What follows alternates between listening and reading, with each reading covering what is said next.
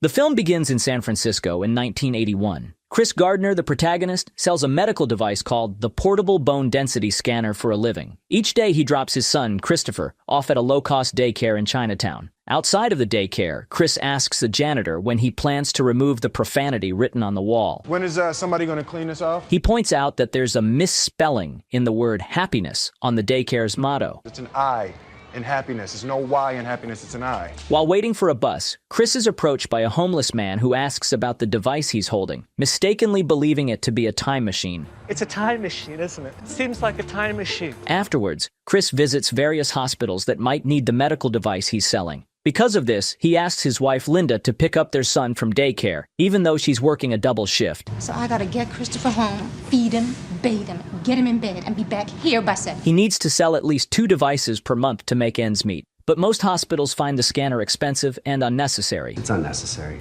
and expensive. So he hasn't made a sale in a while. Always in a hurry, Chris parks his car directly in front of hospitals. Unable to pay off his parking tickets, his car is eventually towed away. That evening, while having dinner, Chris notices a Rubik's Cube, which is still a new toy at that time. It's a gift for Christopher. From who? Cynthia from work. It's for adults. Chris can't use it. She didn't know. Linda asks if he has paid their taxes yet, and Chris says he needs to file another extension. This frustrates Linda before she heads back to work. After she leaves, Chris tries to solve the Rubik's Cube, but finds it quite challenging. The following day, while walking down the street, Chris notices a businessman in a red Ferrari, a genuine Ferrari this time. He asks the man what he does for a living, and the man replies that he's a stockbroker. Chris assumes that the job requires a high level of education, but the man explains that success as a stockbroker mostly depends on one's math and social skills. Hey, I'm gonna let you hang on to my car for the weekend, but I need it back for Monday. Feed the meter. After this brief exchange, Chris looks around and sees how happy everyone seems to be. He wonders why he can't be like that and constantly thinks about it.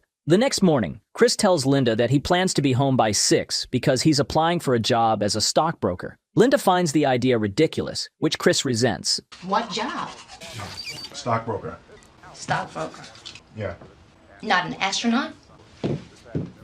They argue, and Linda reminds him that they have 2 months' worth of rent to pay. She insists that he should sell all of his remaining medical devices and leave that business behind. This is what I'm trying to do for my family, for you and for Christopher. Chris heads to a brokerage firm to apply, but leaves his medical device with a street performer because he doesn't want to go inside carrying it. He gives her $1, promising to give her more when he returns. He warns the girl that she can't sell it anyway if she decides to steal the device. I can't even sell it, and it's my job. Inside, he meets an HR representative from a satellite office. The representative explains that they receive a large number of applications. He only assists people in filling out the applications, and then he sends them to Jay Twistle in the main office, who handles this matter. While talking to the HR, Chris notices the street performer running away with his device, prompting Chris to quickly leave. He grabs the application form and dashes out in pursuit. But despite a long chase, Hey!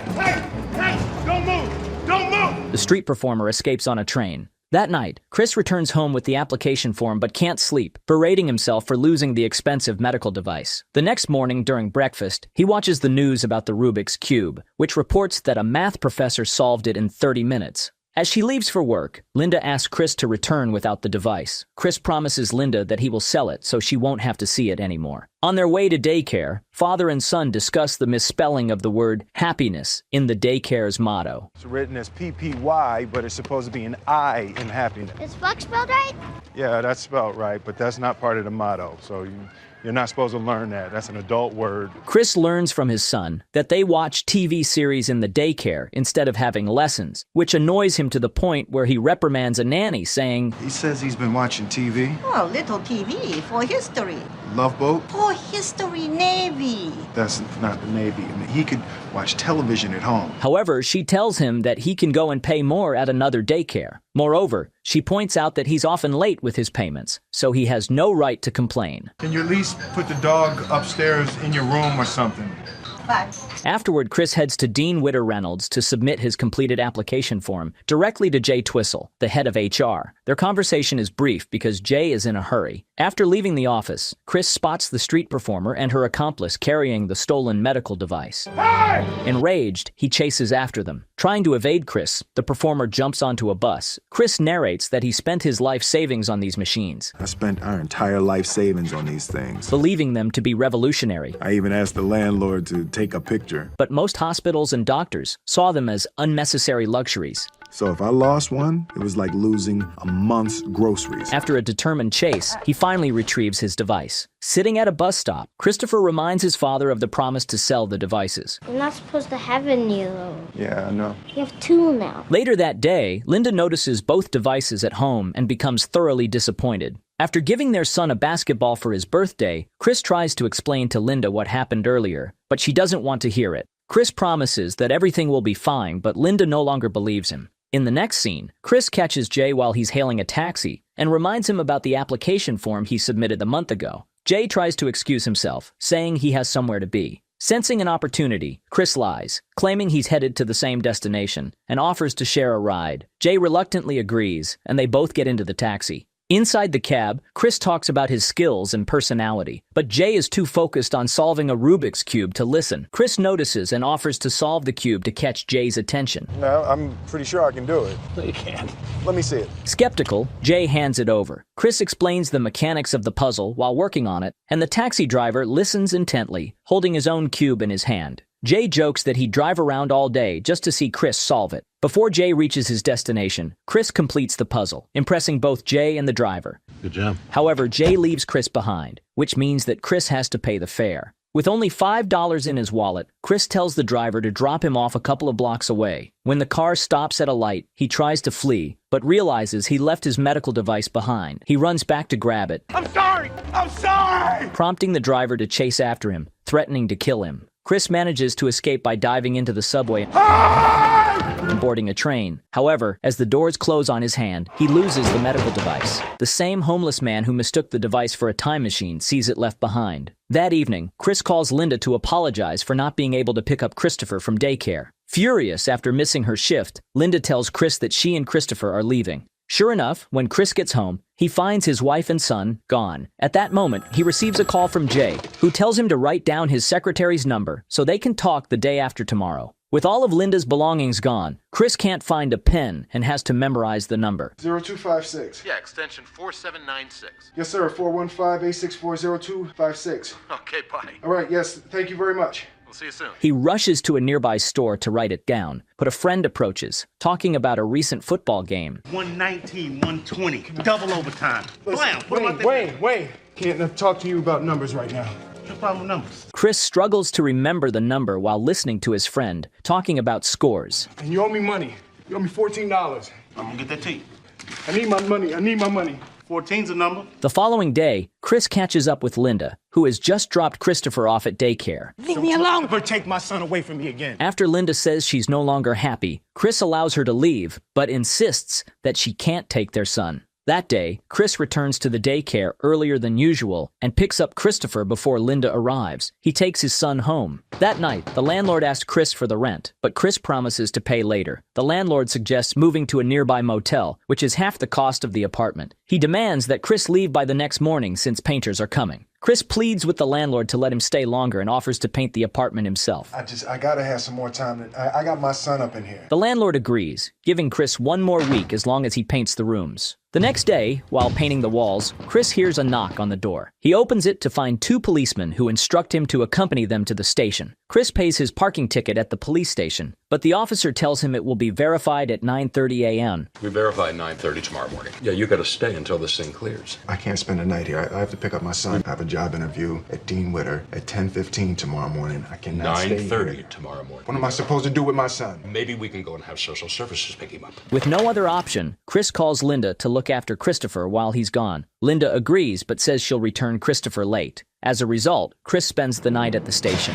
The following day, Chris rushes to his interview at Dean Witter Reynolds. With no time to change, he arrives still wearing the same clothes from the day before. Embarrassed by his disheveled appearance, Mr. Gardner. he initially doesn't respond when the secretary calls his name. Eventually, he enters the interview room, and the panel visibly reacts with disappointment at his unkempt look. Chris bluntly explains that he was arrested the previous day for not paying parking tickets. I've been sitting out there for the last half hour trying to come up with a story that would explain my being here dressed like this. And I wanted to come up with a story that would demonstrate qualities that I'm sure you all admire here, like earnestness, diligence, and I couldn't think of anything. So the truth is, I was arrested for failure to pay parking tickets. Parking tickets? And I ran all the way here from the Polk station. During the interview, Mr. Frome, the head of the panel, appears unimpressed.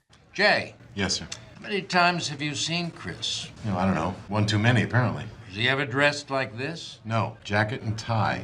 Oh, he's been waiting outside the front of the building with some 40-pound gizmo for over a month. However, Chris's communication skills shine through, and he manages to make the panel laugh, easing the tension in the room. What would you say if a guy walked in for an interview without a shirt on, and I hired him? He must have had on some really nice pants.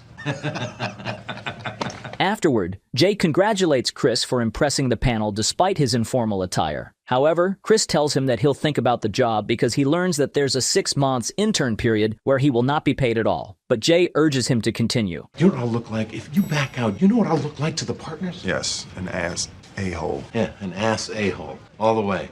Tonight, I swear, I will fill your spot, I promise. On his way home, Chris reflects on the risks of the job. No salary for 6 months, and only one intern will be hired at the end of the program. If he fails, he can't even apply the 6-month training to another brokerage. All of this makes Chris hesitant. His only resource for the next 6 months is his 6 scanners, which he can still try to sell. After the interview, Chris heads home to finish painting the walls before Linda and Christopher arrive. Later, Linda returns with their son. That night, as Christopher sleeps, Linda tells Chris that she plans to move to New York to work as a waitress. Chris agrees, on the condition that Christopher stays with him. Believing that Chris can take care for their son, Linda tearfully leaves them for good. By the way, does anyone know what this lever is for? Write the correct answer in the comments. I wonder how many people know the correct answer. After she leaves, Chris calls Jay's secretary and leaves a message. He's in. The next day, Chris and his son move 2 blocks away to a nearby motel with the help of Chris's friend, who owes him $14. Since it's Saturday, Chris takes Christopher to play basketball before heading out to sell a bone density scanner. While shooting hoops, Christopher tells his father that he dreams of going pro. Chris, however, discourages him, saying that he was below average in basketball when he was young, and that Christopher will likely end up the same. Not this. I don't want you out here shooting this ball around all day and night, all right? He suggests that Christopher aim lower, but noticing the disappointment in his son's face, Chris encourages his son not to let other people tell him that he can't do something, not even him. Don't ever let somebody tell you you can't do something, not even me. You got a dream, you got to protect it. People can't do something themselves. They want to tell you you can't do it. You want something, go get it, period. They then head to a hospital to sell the scanner, and the hospital agrees to buy it, giving them some much-needed cash. When cashing the check, Chris lets his son buy a chocolate bar. The following day, Chris starts his internship, learning about the trade. The internship coordinator tells the group they need to do whatever it takes to attract clients. But if you have to have lunch with them, have breakfast with them, if you even have to babysit for them, you will do whatever it takes to familiarize them with our packages. He explains that in addition to passing the exam, they'll need to secure contracts to be hired. During his lunch break, Chris meets Mr. Frome on the street. Their conversation is cut short when Chris spots the scanner he lost during his escape from the taxi driver. He sees a homeless man carrying it and chases after him, only to be hit by a car. The driver politely asks if he's okay. Hey, asshole! Are you alright, asshole? But Chris realizes that one of his shoes has fallen off. He limps back to the program with just one shoe. Hey man, you're missing a shoe. Oh, yeah, thanks. Thank you. And must go around the city like this for the rest of the day. Dad, you don't have a shoe. Afterward, the film shows a series of scenes where Chris is constantly ordered around to buy things for his internship coordinator. He feels underrated and unappreciated. Every day after his internship, Chris rushes to catch the bus by 4 p.m. to pick up his son from daycare, and then takes the crosstown bus to make it home by 10 p.m. He continues to struggle with rent payments at the motel. Hey, Chris! Hey, Ralph. I'm waiting! All right, I got that for you, Ralph. I'm gonna get that for you. At the brokerage, all the interns work their way through call sheets, contacting potential clients from the bottom up, aiming to eventually reach CEOs. Although interns are expected to stay until 7 p.m., Chris needs to pick up his son, so he only has 6 hours instead of 9 to do his job. To maximize his time, he's not hanging up the phone in between calls, saving 8 minutes each day. He also avoids drinking water to cut down on bathroom breaks. Despite these measures, after 2 months, he still can't progress through a full call sheet. Frustrated, he decides to break protocol and jumps up the list, calling to the CEO of the company directly. To his surprise, he manages to secure a meeting with Walter Ribbon. Can you be here in 20 minutes?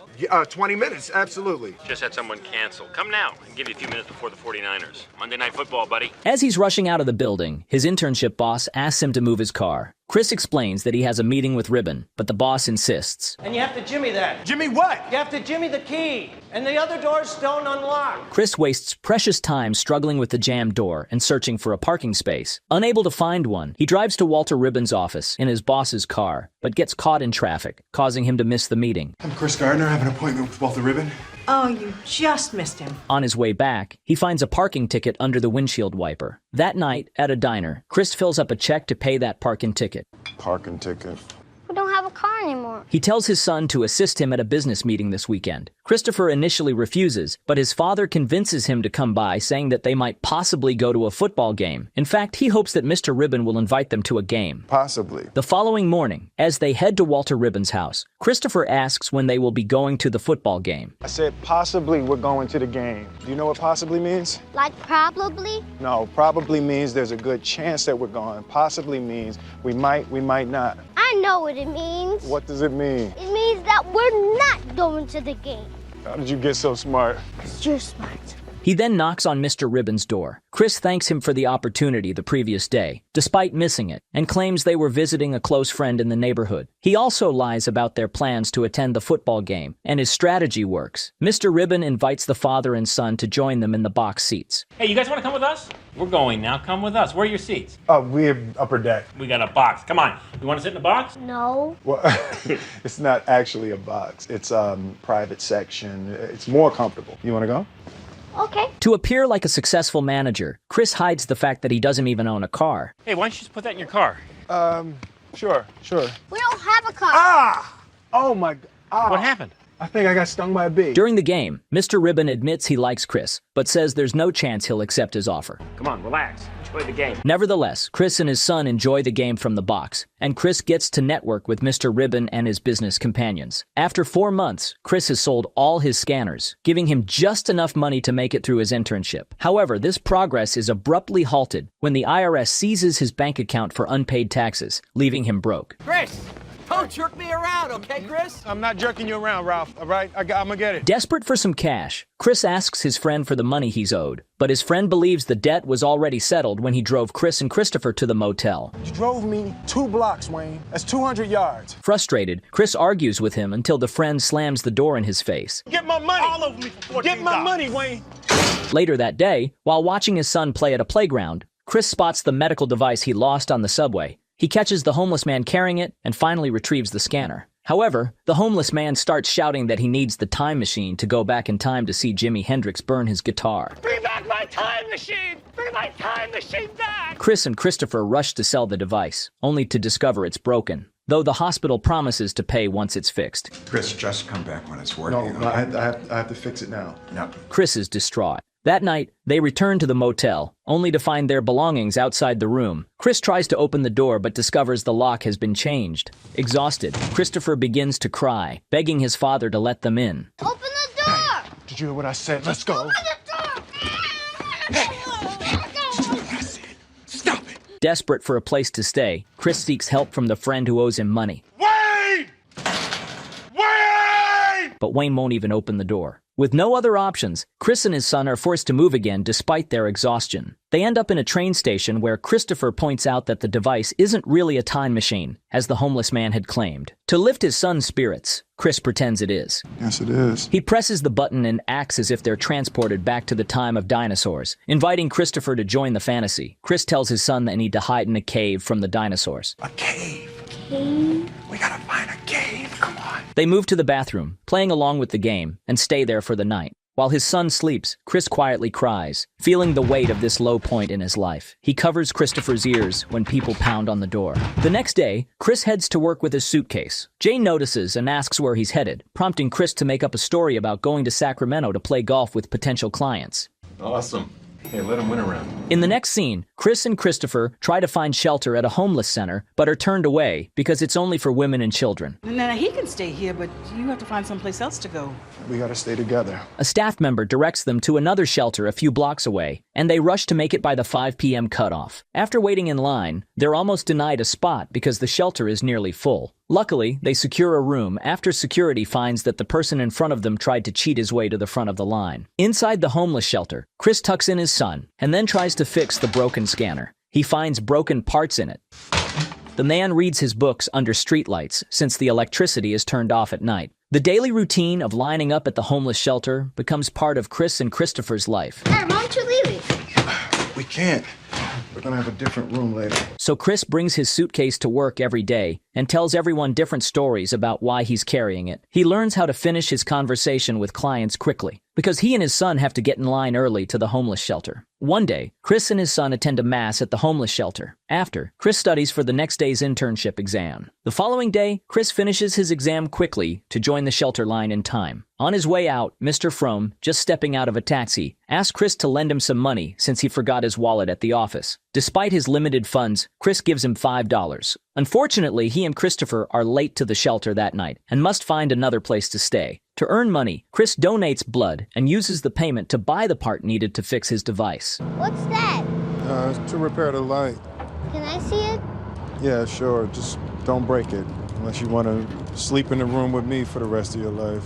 I don't mind. Yeah, you will. At the shelter the next day, Christopher asks Chris if Linda left because of him. Chris tells his son to never ever think something like that. He reassures Christopher that he has nothing to do with her leaving them. Christopher tells his father, Oh, good papa. After tucking his son in, Chris successfully repairs the medical scanner. The following day, he manages to sell the device, earning enough money to last them 4 more weeks. He excitedly tells Christopher that they'll be staying at a hotel that night. A hotel? But just for the night. You can go back to the cave if you like. No, thank you. Ever? I hope not. They spend the night in a decent hotel, enjoying the comfort of a TV. The next morning, Chris and his son escape the harsh atmosphere of the city by going to the beach. Over time, Chris secures contracts with several of Mr. Ribbon's friends he met at the football game. In the next scene, Jay congratulates Chris on his final day in the internship program while they're in the bathroom. He commends Chris for securing many clients and tells him that, regardless of what happens next, he did a fantastic job. The message feels like a farewell speech, which makes Chris even more nervous. Later, Chris is called in by his internship coordinator, who leads him to Mr. Frome. Noticing Chris is wearing a new shirt, Mr. Frome comments on it. Chris tells him that it's because he's on his last day as an intern. Mr. Frome replies that he hopes Chris will wear it again tomorrow, because tomorrow will be his first day as a full-time employee. Was it as easy as it looked? No, sir. No, sir, it wasn't. Chris can't hold back tears and thanks the panel. Mr. Frome returns the $5 he had borrowed from Chris. Afterward, Chris walks out of the building, narrating that this part of his life is called happiness. He heads directly to the daycare to pick up his son and embraces him tightly. The film then reveals that Chris established his investment firm, Gardner Rich, in 1987. The film concludes with Chris and his son walking together, joking and enjoying each other's company as the real Chris Gardner walks past them. An epilogue reveals that Chris eventually secured a multi-million-dollar deal in